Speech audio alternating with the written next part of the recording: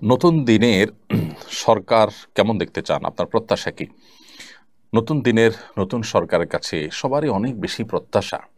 দোয়া করি আল্লাহ তাআলা তাদেরকে সেই প্রত্যাশা পূরণ করার তৌফিক দান করুন। আমি একটি কথা প্রায় বলি যে, এই দেশের মানুষের যে প্রত্যাশা সেটা আসলে অনেক বেশি কিছু না। মানুষ চায় সুস্থ স্বাভাবিকভাবে সমাজে বসবাস করতে, জীবন নিরাপত্তা, তাদের সম্পদের নিরাপত্তা এবং দুর্নীতিমুক্ত একটি সমাজ। এই বিষয়গুলো যদি মোটামুটি এনশিওর করা যায় তাহলে সেক্ষেত্রে খুব বেশি আর প্রত্যাশার জায়গা মানুষের থাকে না। তারপর আমি পয়েন্ট আকারে কয়েকটি আমার ব্যক্তিগত অপিনিয়ন থেকে আমি কিছু প্রত্যাশার কথা উল্লেখ করতে চাই। প্রথমত, সংখ্যালঘুদের নিরাপত্তার পাশাপাশি সংখ্যাগরিষ্ঠ মানুষের চিন্তা, বিশ্বাস এবং চেতনা এগুলো যেন নতুন সরকারের দায়িত্বশীলদের কথায় এবং কাজে প্রতিফলিত হয়। আমরা বিগত দিনে দেখেছি যে সংখ্যাগরিষ্ঠ মুসলমানদের বা এদেশের সকল ধর্মের মানুষের ধার্মিকদের চিন্তাদের, ধরো সব মানুষই প্রায় ধার্মিক এদেশের, এটা ধার্মিকদের দেশ, ধার্মিকদের ভূমি এটা।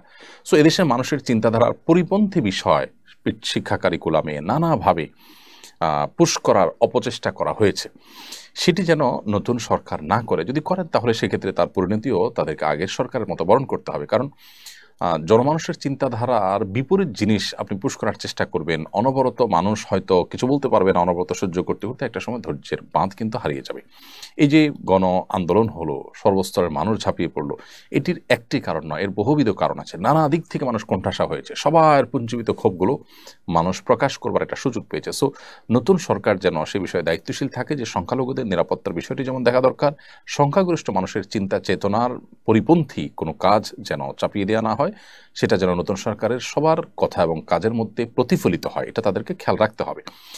দ্বিতীয়ত যেই দাবি আমি রাখতে চাই বা যে প্রত্যাশা তাদের কাছে আমি করতে চাই তা হলো, বিগত দিনে আমাদের শিক্ষা কারিকুলামে যে ধ্বংসযজ্ঞ চালানো হয়েছে, আমাদের সমাজে যে অপশাসন, চাঁদাবাজি ইত্যাদি নানাভাবে প্রতিষ্ঠিত হয়েছে বিগত 50 বছর ধরে, সেই জঞ্জালগুলো দূর করাকে তারা সর্বোচ্চ প্রায়োরিটি দেওয়া উচিত তাদের। এবং গণমানুষের প্রত্যাশা পূরণ হয় এরকম শিক্ষা কারিকুলাম পাঠ্যপুস্তক প্রণয়ন করা দরকার। সেই সাথে চাঁদাবাজ এবং লুটতরাজকারী এবং সন্ত্রাসী, দুর্নীতিবাজ এদেরকে দমন করতে হবে।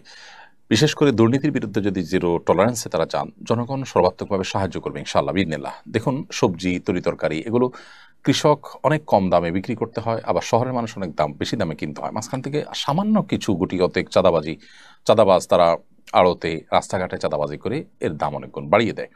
এই ব্যাপারগুলো যদি খুব শক্ত হাতে ডিল করা হয় এবং সর্বস্তরের মানুষ যদি সরকারকে সাহায্য করে, তাহলে সেক্ষেত্রে দিন শেষে দেখা যাবে যে কৃষক লাভবান হচ্ছে আর শহরের মানুষজন তারাও অল্প দামে সবজি ইত্যাদি কিনতে পারছে। এরকম বহু ক্ষেত্রে চাঁদাবাজি আমাদের দেশে চলমান আছে। রাস্তাঘাটে আপনি দেখবেন যে মেইন রোডের উপরে গাড়ির যে অবস্থা, আপনার মহাখালীতে অনেক জায়গাতে দেখবেন যে মেইন রোডের উপরে সারিবদ্ধভাবে বড় বড় বাস দাঁড় করিয়ে রাখা হয়েছে, পার্কিং করে রাখা হয়েছে 2 সারি 3 সারি করে, রাস্তার অর্ধেক তাদের দখলে। আপনি ব্যবসা করছেন, অথচ জনগণের ট্যাক্সের তৈরি করা টাকায় তৈরি করা রাস্তাকে আপনি পার্কিং বানাচ্ছেন। এত টাকা দিয়ে আপনি বাস কিনতে পেরেছেন, আপনি পার্কিংয়ের জায়গার ব্যবস্থা করতে পারেন নাই। তো এগুলো অসাধু পুলিশ অফিসাররা তাদের কাছ থেকে ঘুষ খেয়ে তাদেরকে সুযোগ সুবিধা দিয়েছে নানাভাবে। এগুলোর বিরুদ্ধে বহুত রিপোর্ট হয়েছে, কিন্তু কারোর সাধ্য হয়নি এগুলোকে সরানো। তো এই সমস্ত জঞ্জাল সরানোর জন্য নতুন সরকারের দায়িত্বশীলদের আন্তরিকতার খুব বেশি প্রয়োজন হবে। আল্লাহ তাআলা তাদেরকে সেই তৌফিক দান করুন। তাহলে দ্বিতীয়ত যেটা আমি বলেছি সেটা হলো যে চাঁদাবাজি, এই যে অনিয়ম, এই যে বিশৃঙ্খলা, এই যে লুটতরাজ, এই যে সন্ত্রাস, এগুলো বন্ধ করতে হবে এবং এগুলো বন্ধের জন্য সর্বোচ্চ উদ্যোগ নিতে হবে, জিরো টলারেন্সে আসতে হবে।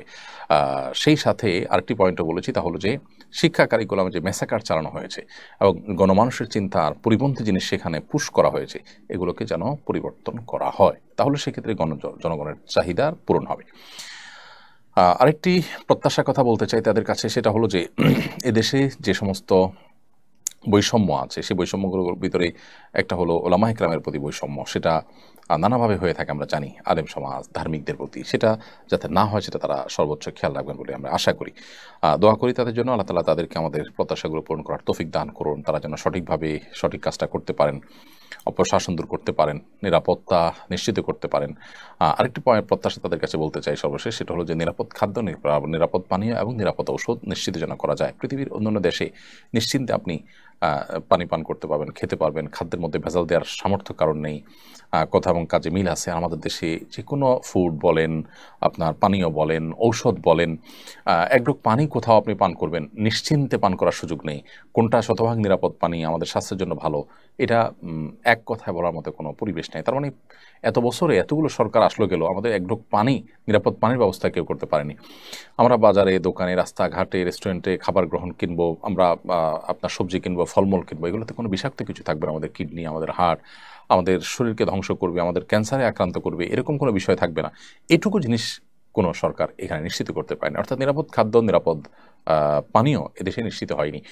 ঔষধের মধ্যে ভেজাল দেওয়া হয়, কত বড় অন্যায় হতে পারে, কত অবিচার হতে পারে যে যে ওষুধ সেবন করে একটা মানুষ, অসুস্থ মানুষ ভালো হবে, সেটা খেয়ে তিনি প্রতারিত হচ্ছেন, তার অসুস্থ ভালো হচ্ছে না, বরং আর অসুস্থ হয়ে যাচ্ছেন।